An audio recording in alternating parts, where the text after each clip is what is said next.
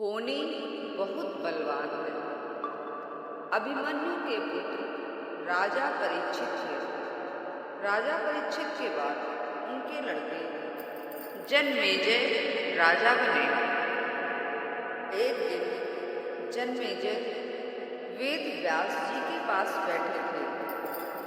बातों ही बातों में जन्मेजय ने कुछ नाराजगी से वेद व्यास जी से कहा कि जहाँ आप समर्थ हैं, भगवान श्री कृष्ण थे, भीष्म पितामह गुरु द्रोणाचार्य, कुलगुरु कृपाचार्य जी, धर्मराज युधिष्ठिर जैसे महान लोग उपस्थित थे, फिर भी आप महाभारत के युद्ध होने से नहीं रोक पाए और देखते देखते अपार जनधन की हानि हो गई। यदि उस समय मैं रहा होता तो अपने पुरुषार्थ से इस विनाश को होने से बचा लेता। अहंकार से भरे जन्मेजय के शब्द सुनकर भी व्यास जी शांत रहे। उन्होंने कहा, पुत्र, अपने पूर्वजों की क्षमता पर शंका न करो। यह विधि द्वारा निश्चित था, जो बदला नहीं जा सकता था।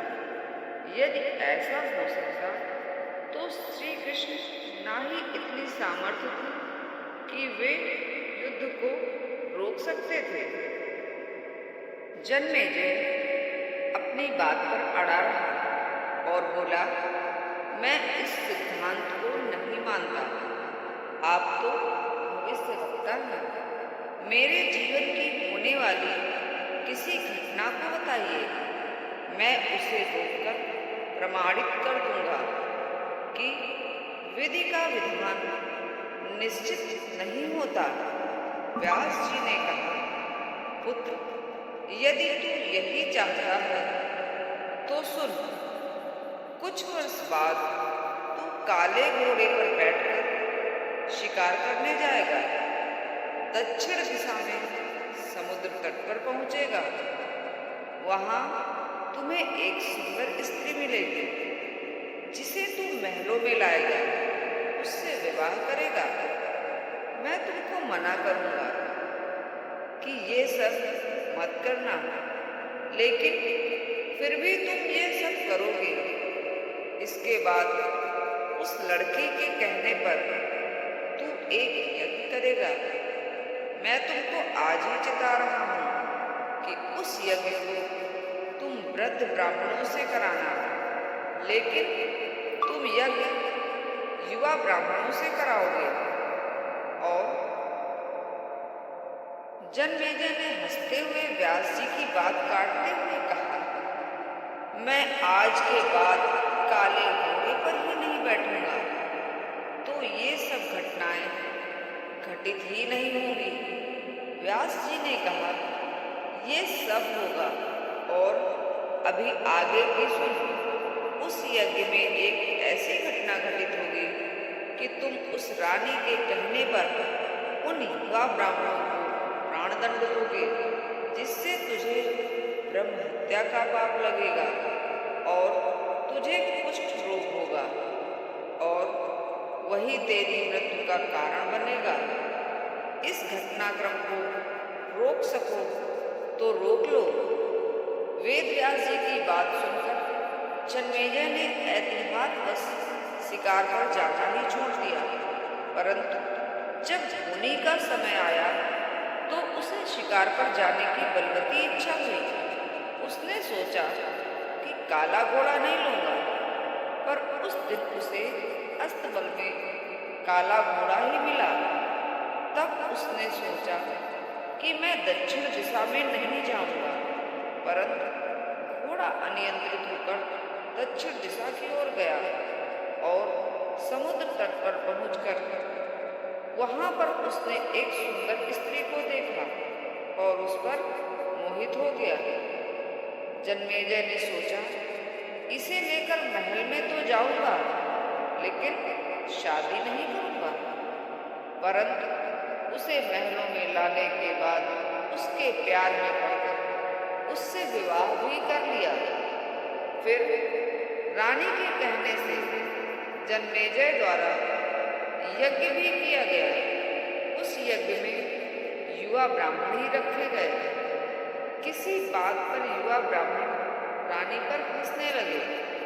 रानी क्रोधित हो गई और रानी के कहने पर राजा जन्मेजय ने उन्हें प्राणदंड की सजा दे दी। फलस्वरूप उसे कोढ़ हो गया। अब जन्मेजय घबरा गया और तुरंत व्यास जी के पास पहुंचा और उनसे जीवन बचाने के लिए प्रार्थना करने लगा। वेद व्यास जी ने कहा, एक अंतिम अवसर तेरे प्राण बचाने का और देता हूँ। मैं तुझे महाभारत में हुई घटना का श्रवण कराऊंगा, जिसे तुझे श्रद्धा एवं विश्वास के साथ सुनना है। इससे तेरा कोढ़ मिटता जाएगा। परंतु यदि किसी भी प्रसंग पर तूने अविश्वास किया तो मैं महाभारत का प्रसंग रोक दूंगा और फिर मैं भी तेरा जीवन नहीं बचा पाऊंगा। याद रखना, अब तेरे पास यह अंतिम अवसर है। अब तक जन्मेजय को व्यास की बातों पर पूरा विश्वास हो चुका था, इसलिए वह पूरी श्रद्धा और विश्वास से कथा श्रवण करने लगा। व्यास जी ने कथा आरंभ करी और जब भीम के बल के वे प्रसंग सुनाए, जिसमें भीम ने हाथियों की सूंडों को पकड़कर उन्हें अंतरिक्ष में उछाला, वे हाथी आज भी अंतरिक्ष में घूम रहे हैं। तब जन्मेजय अपने आप को रोक नहीं पाया और बोल उठा, ये कैसे संभव हो सकता है? मैं नहीं मानता। व्यास जी ने महाभारत का प्रसंग रोक दिया और कहा, पुत्र, मैंने तुझे कितना समझाया कि अविश्वास मत करना, परंतु तुम अपने स्वभाव को नियंत्रित नहीं कर पाए, क्योंकि यह होनी द्वारा निश्चित था। फिर व्यास जी ने अपनी मंत्र शक्ति से आवाहन किया और वे हाथी पृथ्वी आकर्षण शक्ति में आकर नीचे गिरने लगे। तब व्यास जी ने कहा, यही मेरी बात का प्रमाण है। जितनी मात्रा में जन्मेजय ने श्रद्धा विश्वास से कथा श्रवण की, उतनी मात्रा में वह उस कुष्ठ रोग से मुक्त हुआ, परंतु एक बिंदु रह गया और वही उसकी मृत्यु का कारण बना। सार यह है कि पहले बनती तकदीरें हैं, फिर बनते हैं शरीर। कर्म हमारे हाथ में है, लेकिन उसका फल हमारे हाथों में नहीं है। गीता के 11वें अध्याय के 33वें श्लोक में मैं श्री कृष्ण अर्जुन से कहते हैं, उठ, खड़ा हो और अपने कार्य द्वारा यश प्राप्त कर। यह सब तो मेरे द्वारा पहले ही मारे जा चुके हैं। तू तो केवल निमित्त बना। होनी को टाला नहीं जा सकता, लेकिन नेक कर्म हुआ ईश्वर नाम जाप से होनी के प्रभाव को कम किया जा सकता है।